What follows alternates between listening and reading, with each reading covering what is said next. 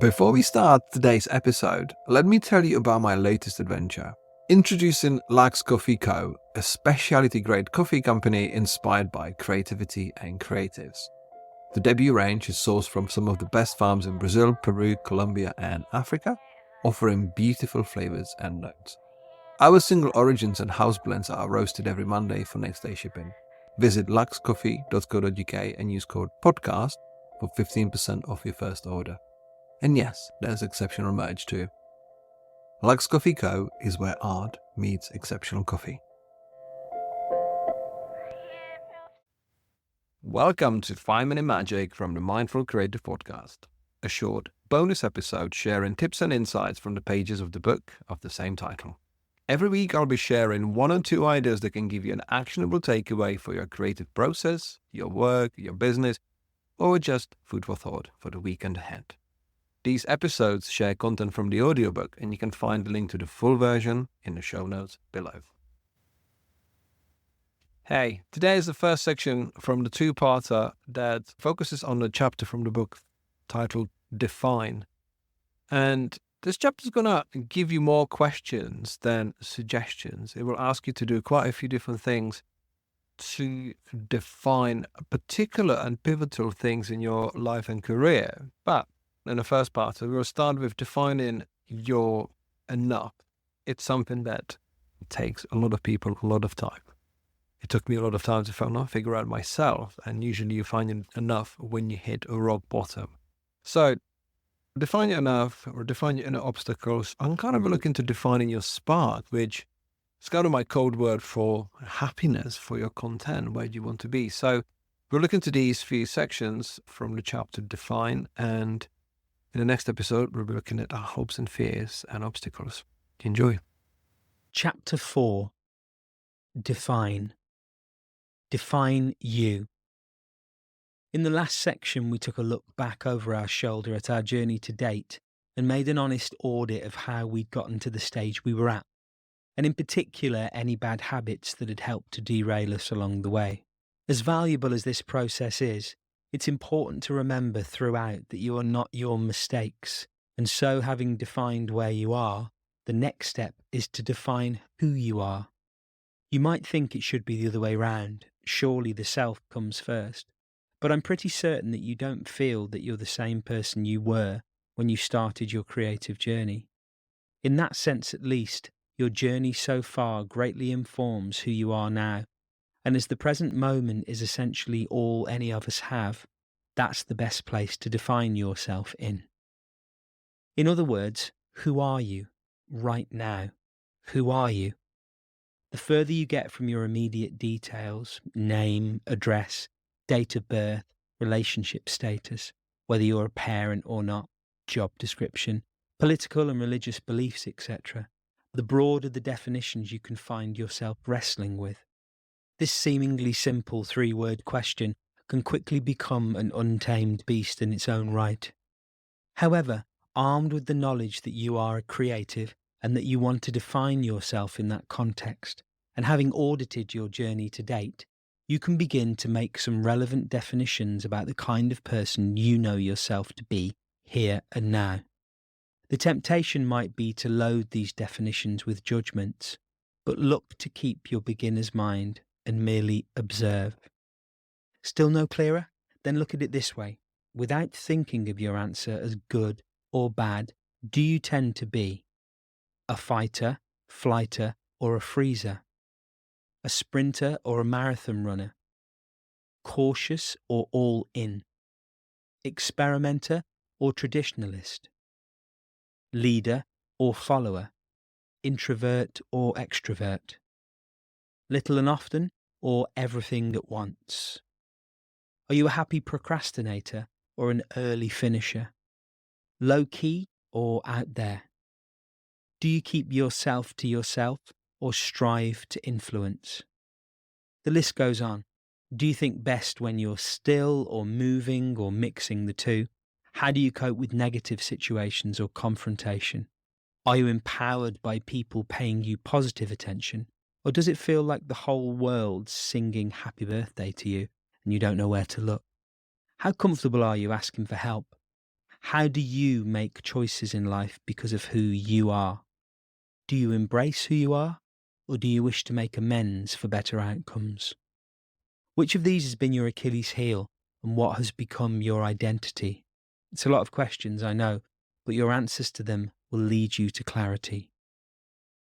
Define your enough. Life often comes at us with the force of a blizzard. When you're in the epicenter of your own storm, you can become blind to what's around you. We carry on with our story day in, day out, and we often don't recognise the smallest of changes that happen gradually. It's massively helpful to look back and pinpoint the times when you've gone through the biggest burnouts or even breakdowns of your life, as well as all the little tremors and rumblings that came beforehand. If you keep putting it off, you'll eventually reach a point where you'll have no choice but to deal with it, and you'll have to do so from a position of total burnout.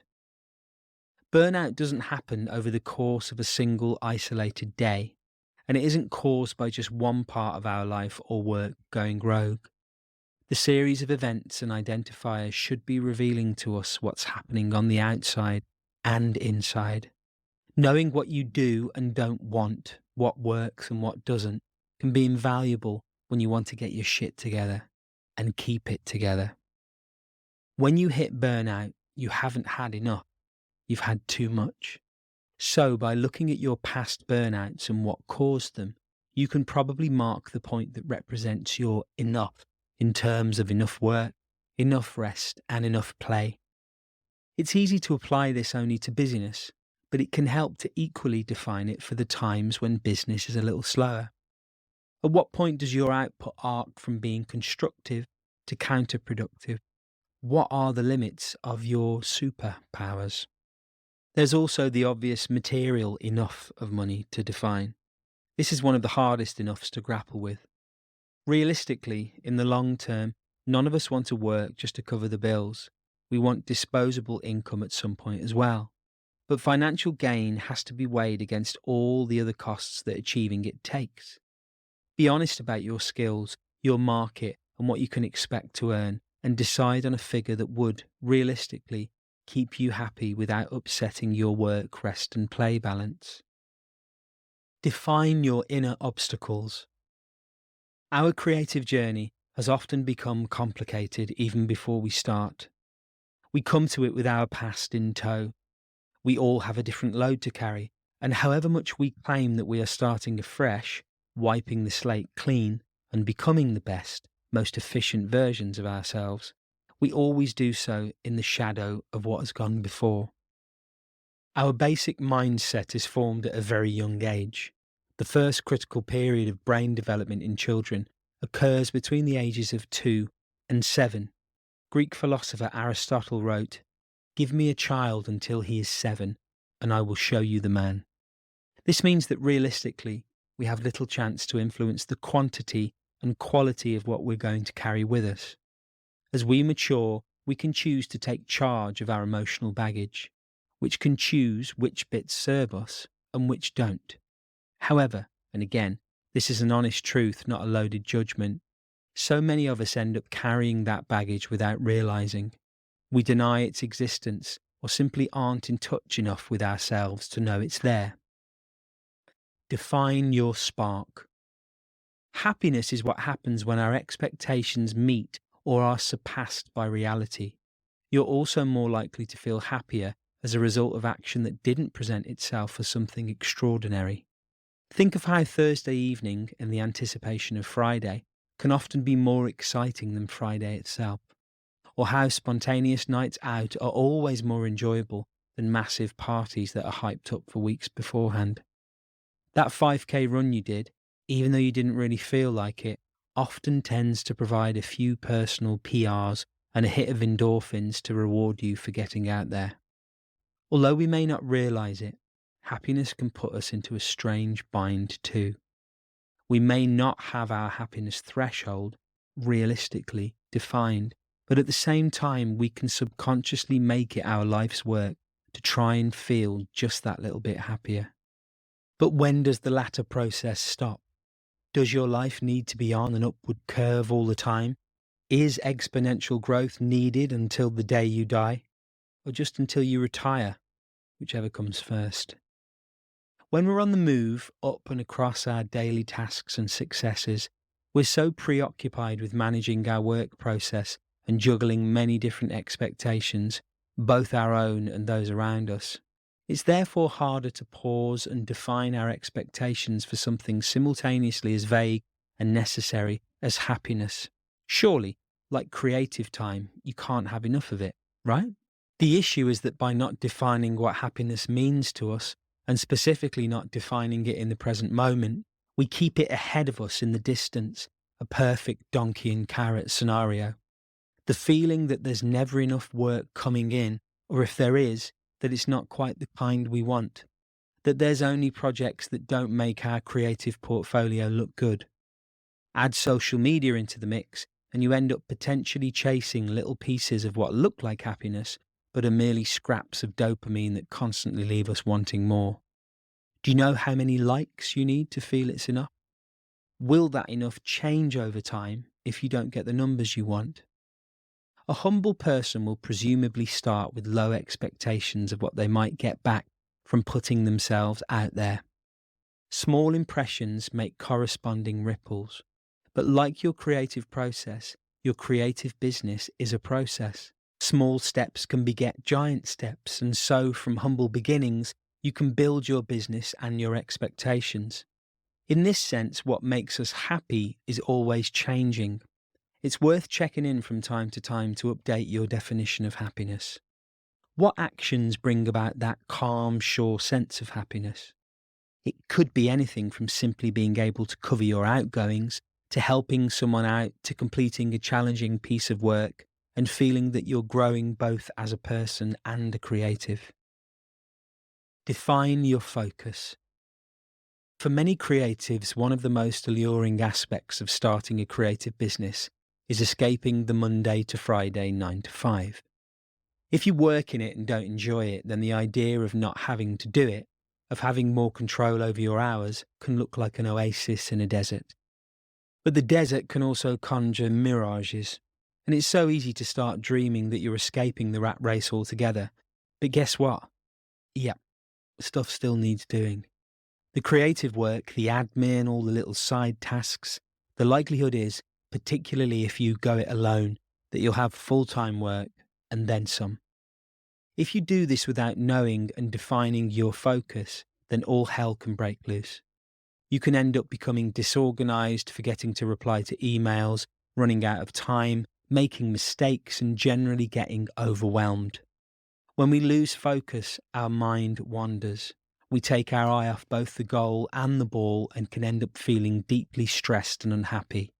That way too lies burnout. It can be hard to do at first, especially if you're brand new to your field, but you should fairly quickly be able to identify quite a few things about yourself and your routine. How much time you realistically have available to work in a day, week.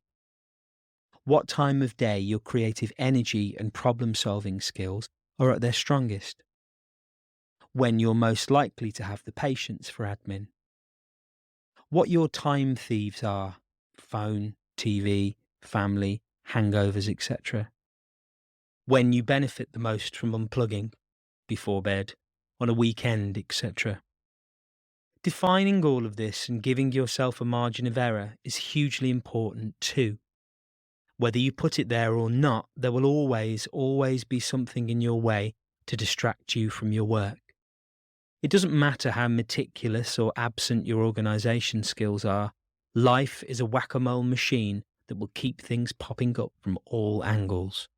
An email that needs a quick reply, your laptop, phone or printer deciding to simply stop working, an ill child or closed nursery, a bad night's sleep, a relative ringing for a chat, a cold caller wanting to upsell you something, roadworks right outside your window, your dog eating your notepad. The chances that you will be able to sit down uninterrupted every day and just do what you want to do and nothing more are infinitesimally small. With this in mind, when you define your focus and plan your time around it, don't straitjacket yourself into unrealistic time frames. Because more often than not, something will happen to upset your schedule. And without that flexibility, everything can quickly become unfocused. Hey, just a quick note to say thank you for joining me on this episode. If this is your first time or you're a regular listener, please take a minute and rate the show on your chosen platform. A short review helps every show to be more visible to new listeners and provide them with value. So thank you for helping out. Thank you.